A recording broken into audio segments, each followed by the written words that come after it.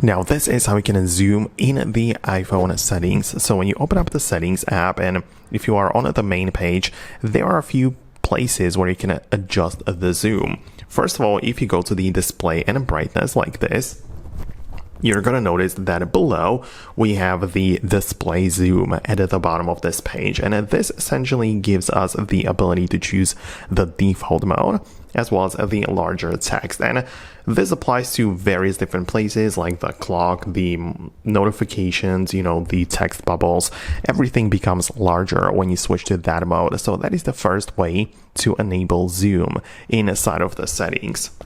But outside of that, we can as well go to the accessibility section. So right below the general, we have accessibility, and clicking on a zoom right there, there is a dedicated zoom feature. You can enable it or disable it. But as you can see, this is a feature which you kind of have to get used to and know how to use, because once I enabled it, it just zooms it in fully, right? So in order to get out, I need to double tap with 3 fingers like this. It's gonna zoom it out, right? And I can always just zoom back in, and I can as well control it like that, right? So I can decide how much I zoom it in and even move around, right? So this is like a dedicated feature which a lot of people use, and you can of course zoom in anywhere, not just inside of the settings. So no matter what you do, you can always zoom in on your phone and so on. So I like to keep it enabled, but as I said, it is crucial to know how to operate it and how to use it.